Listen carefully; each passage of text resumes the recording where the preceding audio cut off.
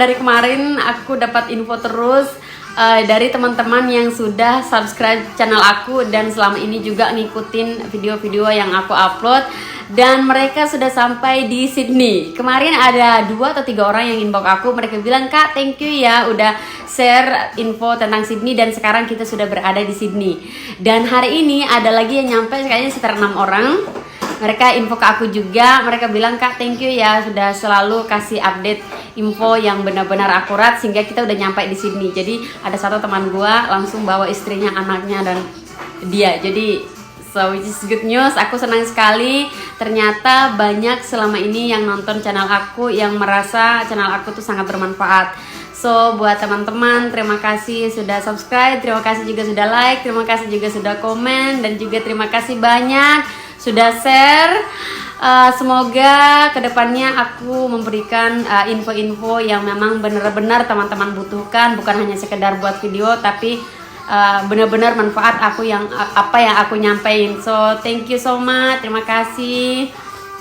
Oke, hari ini aku ingin sharing buat teman-teman cara mencari kos-kosan di Australia, karena di Sydney khususnya ya, karena kan kalau misalnya teman-teman mau datang ke sini udah pasti tempat tinggal adalah hal yang sangat penting ya, bukan hanya sekedar untuk tinggal, tapi kita juga harus cari tempat yang menurut kita nyaman, safe.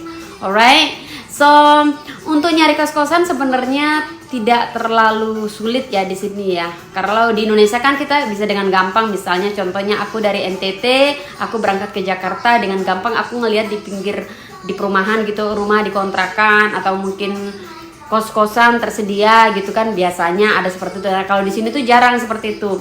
Usually semua lewat online.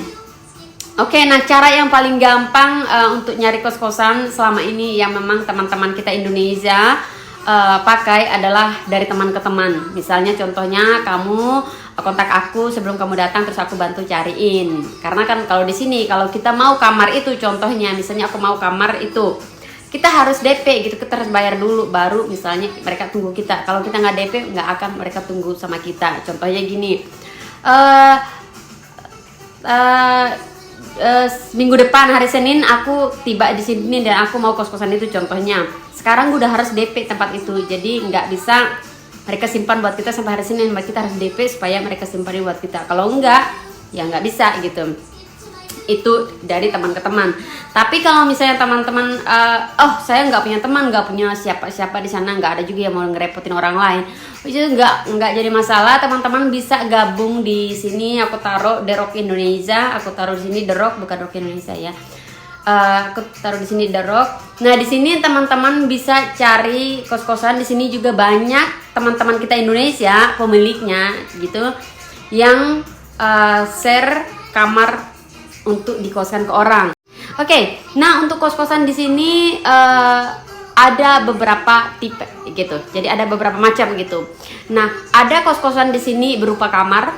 Jadi disewain per kamar. Ada di sini juga kos-kosan berupa tempat tidur. Jadi artinya gini, dalam satu kamar itu ditaruhin tempat tidur 3. Ya udah, satu tempat tidur disewain untuk 1 orang, satu tempat tidur disewain untuk 1 orang. Jadi dalam kamar itu ada 3 tempat tidur, berarti ada 3 orang yang berbeda. Oke? Nah kalau misalnya disewain kamar, berarti kalian mau isi 2 bersaudara, atau misalnya suami istri, atau apapun, atau adik kakak. Nah itu kalian bisa isi yang tadi kamar. Nah tapi kalau misalnya tempat tidur, nah kalian bisa tidurin satu kasur. Nah yang lainnya mungkin ada orang lain gitu. Jadi dalam satu kamar tuh bisa ada 2 atau bisa 3, tergantung pemilik kos-kosan dia mau isi berapa. Oke, itu yang kedua. Terus yang ketiga, ada tipe kamar tidak berupa kamar tapi berupa kamar tamu, ruang tamu. Jadi ruang tamu tuh kayak diska gitu, ditaruhin kayak triplek, atau kadang-kadang ditaruhin cuman kayak kain gitu, kain tembok kain gitu. Nah itu ditaruhin 1 kasur. Nah itu biasanya juga disewain. Oke, jadi tidak berupa kamar, aneh ya, di Australia bisa sewain seperti itu. Di sini itu wajar gitu. Jadi hampir beberapa, apalagi di pusat kota, ruang tamu itu disewain juga. Dan dulu aku pernah tinggal juga di ruang tamu. So nanti kalau misalnya kalian datang nggak usah ragu, alright? Terus yang berikutnya adalah sunny room. Sunny room itu dia seperti kayak balkoni. Dia seperti balkoni, apa sih? Seperti teras. Seperti teras, tapi dia tidak seperti teras di Indonesia kan kotor gitu kan. Kalau di sini tuh terasnya tuh dia tuh dikelilingi sama pintu kaca, jendela kaca gitu. Jadi tidak benar-benar kayak balkoni, cuman dia sedikit ngarah ke seperti balkoni gitu, tapi bukan balkoni benar. Nah, biasanya di situ juga ditaruh kasur. Ditaruhin kasur, nah juga disewain seperti itu. Jadi taruh kasur satu, nah disewain untuk dijadiin kamar kos. Jadi di sini tuh ada kamar yang disewain jadi kos, tempat tidur yang ditaruhin satu kamar beberapa tempat tidur, terus living room, terus sama teras sih sebenarnya. Cuman aku agak bingung, mudah-mudahan teman paham lah. Pokoknya kalau kalian punya rumah, kalian punya teras kan. Misalnya kalian yang tinggal di lantai 2, contohnya kalau di Indonesia kalian kan punya rumah tingkat mungkin. Nah, di lantai 2 kan ada teras tuh. Nah, biasanya kalian ada pagarnya kan. Nah, kalau di sini pagar itu kaca tapi sampai ke atas. Jadi kalau hujan panas nggak kan kena hujan karena dia sampai ke loteng kacanya itu. Nah, kira-kira seperti itu yang namanya sunny room. Oke. Aku jelasin dulu yang kamar. Nah, kamar di sini harga per kamarnya untuk di pusat kota. Itu di pusat kota seperti CBD, Central, Town Hall itu per kamarnya itu diperkot dengan harga sekitar 400. Tergantung, kalau misalnya yang bagus sekali kamar mandi dalam itu rata-rata 400 untuk 2 orang. Oke, jadi kalian bisa isi 2 orang atau sendiri, terserah. Ada juga kalau misalnya kamarnya kecil sekali, satu kamar itu yang kamar mandinya juga dalam tapi kecil, itu biasanya diperkuat dengan harga sekitar $350. Oke, itu ya kamar master room, kamar mandi dalam. Oke, jadi kalau misalnya teman-teman pingin kamar mandi dalam, terus kamarnya luas, nah kamu bisa dapetin yang harga 400. Tapi kalau misalnya aku mau kamar yang agak sempit aja lah, nggak apa-apa, yang penting kamar mandi dalam. Nah, kamu bisa dapatkan dengan harga sekitar $350. Kalau di Indonesia kan ya sekitar 3.500-an, 3.600-an lah per kamar per minggu. Oke? Jadi per kamar per minggu itu yang untuk kamar. Tadi yang kamar mandi dalam. Nah, kalau misalnya kamar yang kamar mandi luar, artinya adalah kamar kedua. Kalau tadi kan aku ngebahas master room yang ada kamar mandi dalam kan. Nah, ini kamu cuma mau kamar aja deh, kamar mandi di luar share sama orang lain nggak apa-apa. Oh ya udah, berarti kamu dibarcode dengan harga sekitar $300 sampai $350 tergantung ukuran kamarnya. Dan itu kamu bisa tinggal 2 orang, oke? Sendiri juga ya harga segitu, 2 orang juga ya segitu. Oke, jadi kamu bisa tinggal di kamar ini dengan kamu membayar $300 sampai $350 tergantung luas kamarnya dan juga tergantung agak sedikit dekat dengan train station. Karena di sini tuh 1 menit 2 menit ke train station itu termasuk dekat, 5 menit sampai 10 menit ke train station itu termasuk jauh. Jadi tergantung ukuran perjalanannya. Oke? Itu yang untuk kamar. Jadi kamar master tadi yang kamar mandi dalam sekitar 350 sampai 400. Sedangkan kamar second room yang tidak ada kamar mandi dalamnya, artinya kamar mandi di luar, jadi kamu harus berbagi dengan orang lain, itu harganya sekitar 300 sampai 350 per kamar per minggu. Oke? Nah, itu tadi yang kamar. Nah, sekarang kita yang ke tempat tidur. Nah, tempat tidur di sini tergantung berapa orang di dalam kamar itu. Contohnya, di dalam kamar itu ternyata ada 3 kasur. Berarti 1 kasur 1 orang dong, 1 kasur 1 orang. Jadi artinya dalam 1 kamar itu 3 orang yang berbeda, yang bukan ya yang berbeda lah, oke? Berarti rata-rata per orangnya itu biasanya sekitar 130 sampai 150. Tapi tergantung, ada yang 120, ada yang 130, tapi ada juga yang 150. Kalau misalnya dalam kamar cuma 2 orang, berarti harganya sekitar 150 per orang per minggu. Tapi kalau misalnya di dalam kamar ada 3 kasur, artinya 3 orang, berarti per kamarnya sekitar 120 sampai 130. So, teman-teman bisa pilih mau tinggal bertiga atau mau tinggal berdua. Oke. Terus untuk yang living room. Untuk yang living room atau kamar tamu, ini biasanya diska dan taruh satu kasur di situ. Nah, karena kamu tidur sendiri, walaupun cuman ditutup pakai kain, tapi kamu tidur sendiri, itu harganya cukup tinggi. Dia harganya dia bisa sekitar 150 sampai 170, tergantung luas kamarnya juga, tergantung juga beberapa fasilitas yang mau dapat. Contohnya kasurnya bagus, ada lemarinya gitu. Nah, terus luas, biasanya ada yang 150 ke atas. Tapi mostly kamu dapat 150. Tapi kalau misalnya lagi beruntung-untung banget, yang sempit sekali deh, sempit banget, cuma diska bener-bener satu single bed sama satu lemari kecil, itu biasanya sekitar 130 sampai 140. Itu ruang tamu. Oke, per minggu per orang. Kalau 2 orang tambah bayar. Oke. Nah, biasanya kalau 2 orang itu sekitar 200 lebih untuk ruang tamu. Alright.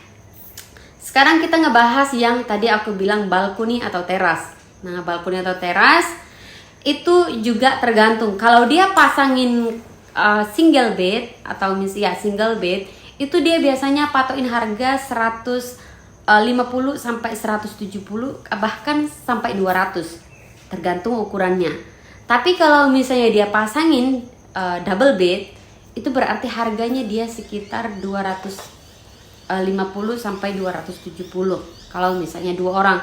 Tapi kalau cuma 1 orang, dia patokan harga rata-rata 150 sampai 175 atau bisa sampai 200.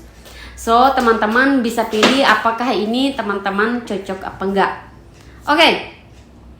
Kalau kita ngekos seperti ini, apa saja fasilitas yang kita dapatkan? Nah, fasilitas yang teman-teman dapatkan contohnya, kalian tidak perlu pusing yang namanya bayar listrik.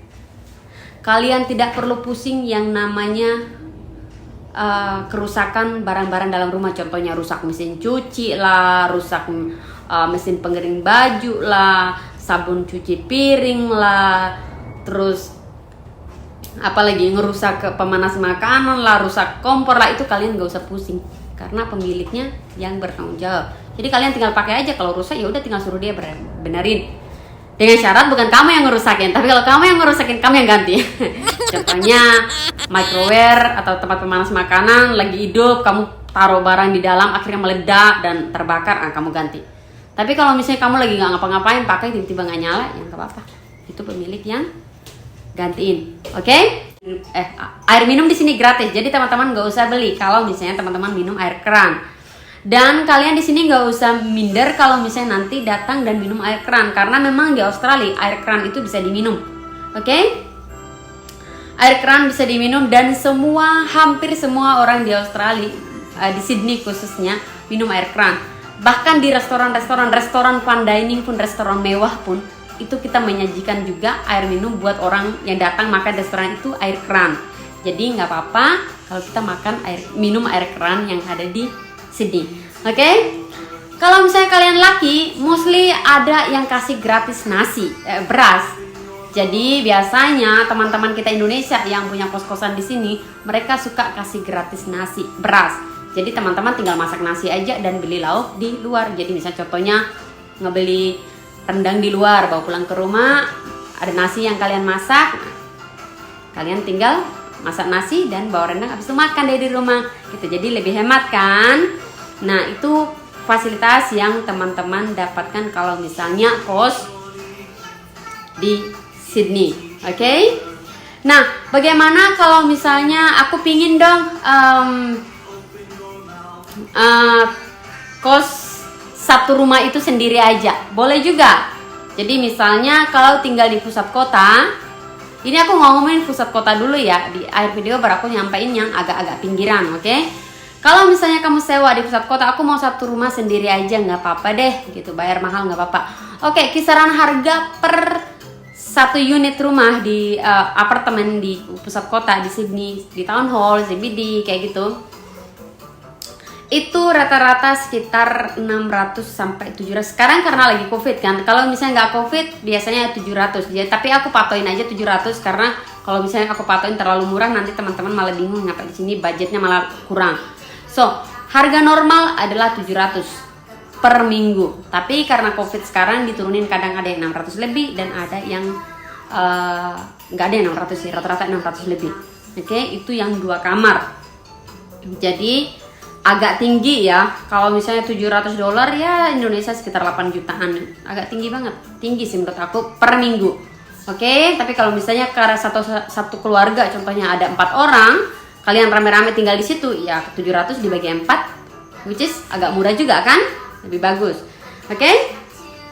Itu yang untuk kalau misalnya teman-teman tinggal sendiri atau cari tempat sendiri. Alright. Nah, gimana caranya mencari? Tadi aku udah bilang kalian bisa cari di The Rock. Tadi aku udah tulis bilang udah cari di The Rock. Kalian bisa cari mana rumah yang take over. Aku mau ambil dong 1 unit, bisa. Atau aku mau kos-kosan dong, bisa. Tapi kalau misalnya kalian, aku nggak mau tinggal sesama Indonesia, aku mau tinggal sendiri aja jauh dari teman-teman Indonesia. Contohnya, karena kan ada juga kan orang yang punya privasi. Aku nggak mau tinggal sama orang Indonesia, aku pingin menyendiri dulu. Misalnya lagi stres banget di Indonesia, terus sampai di sini benar-benar pingin menyendiri dulu, bisa. Nah, kamu bisa, aku taruh di sini. Kamu bisa cari di Gumtree. Nanti aku tulis di sini Gumtree. Nah, di situ kamu tinggal cari, contohnya kamu pingin cari di mana, daerah mana. Aku pingin cari di daerah CBD. Nah, kamu tinggal klik CBD. Aku pingin cari dong di daerah Town Hall. Kamu klik Town Hall. Aku pingin cari dong di daerah Mascot. Nah, kamu tinggal search Mascot. Aku pingin tinggal dong di daerah Likam. Nah, kamu tinggal taruh Likam. Jadi aku tinggal taruh di sini nanti Gumtree. Teman-teman tinggal download aplikasinya dan isi sesuai data kamu, nomor telepon kamu, terus tinggal cari deh. Tinggal cari harga yang sesuai menurut kamu. Jadi itu kan ada dipasang nomor HP-nya, kamu tinggal kontak orangnya untuk ngecek lokasi. Oke? Terus yang berikutnya untuk share flat. Share flat artinya kamu juga bisa dapatkan, nanti aku tinggal taruh di sini. Sama seperti biasa, kamu tinggal download aplikasinya atau juga bisa melalui website. Jadi kamu tinggal masuk ke Google, kamu klik share flat, nanti kamu tinggal klik, contohnya kamu mau di Ride, kamu mau di Likem, kamu mau di Paramata, kamu mau di mana aja, tergantung teman-teman sukanya apa, tinggal di save. Nanti aku taruh di sini. Oke? Oke, terus yang terakhir kamu tinggal masuk ke Google, tinggal klik rent house area mana, misalnya area Ride, area Mascot, area Paramata. Teman-teman tinggal taruh di Google, nanti dengan otomatis dia akan keluar nama-nama agennya. Jadi teman-teman klik agen itu, nanti semua rumah yang mau disewain ada plus harganya. Jadi teman-teman tinggal cari maunya yang mana. Oke. Nah, itu dia untuk cara mencari kos-kosan atau mencari tempat tinggal di Australia.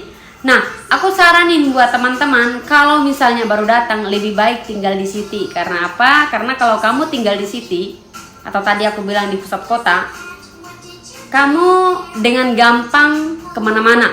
Contohnya mencari kerja gampang. Karena apa? Karena di bawah rumah sudah ada tren, ada bus, ada bis, ada tram. Jadi teman-teman dengan gampang mau kemana aja, misalnya mau cari kerja, mau belanja, mau apa, gampang. Apalagi kan kalian masih baru datang, jadi nggak perlu terlalu pusing ekstra mencari transportasi.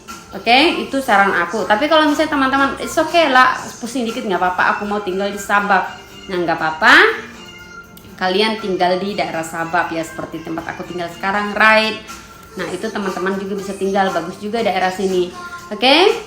Nah, harga berapa sih di Sabah? Maksudnya yang bukan di pusat kota, harga di pinggiran sedikit, yang ya dari kota seperti sekitar 30 menit kayak gitu, 1 jam gitu.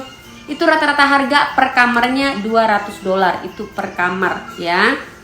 Kalau misalnya share sama orang, jarang. Yang Sabah jarang berbagi sama orang lain, jarang mereka cost-in kamar berbagi sama orang lain kayak di kota. Di sini rata-rata semua per kamar 1 orang, atau enggak 1 kamar per couple, atau misalnya yang pacaran, yang punya suami istri kayak gitu. Terus yang berikutnya aku ingin sharing sedikit, kalau misalnya nanti teman-teman datang dan pilih tinggal di kota dan share sama orang lain atau berbagi sama orang lain dalam 1 kamar, aku saranin kalau bisa pilih sesama orang Indonesia. Kenapa? Karena kalau sesama Indonesia kita lebih, at least kita saling saling memahami gitu. Oh dia baru datang, dia belum tahu apa-apa gitu. Nah kalau misalnya negara lain, bukan berarti kayak aku menyarankan teman-teman untuk berpikir buruk sama negara lain, bukan begitu. Cuman kan namanya teman-teman baru datang, otomatis teman-teman tuh belum terlalu ngerti gitu peraturan dalam rumah itu seperti apa gitu. Kalian belum terlalu ngerti, akhirnya kesalahpahaman justru malah kurang baik gitu. Karena ada beberapa kejadian yang sedikit nggak enak, kayaknya aku nggak perlu sharing di sini karena aku nggak mau teman-teman kepikiran. So aku cuman bilang aja hati-hati aja kalau misalnya tinggal sama negara lain dalam satu kamar, karena kan kita nggak tahu apa yang ada dalam otak mereka saat mereka lihat kita pertama datang dan saat kita belum terlalu mengerti peraturan dalam rumah itu. So sebaiknya pilih sama Indonesia, biar teman-teman kalau misalnya nggak ngerti ya dengan gampang tanya, apalagi mungkin nanti kalau misalnya bahasa Inggrisnya masih terbatas karena belum terbiasa. Oke, so itu dia yang aku bisa share buat teman-teman, semoga bermanfaat dan selamat datang di Sydney. Bye bye.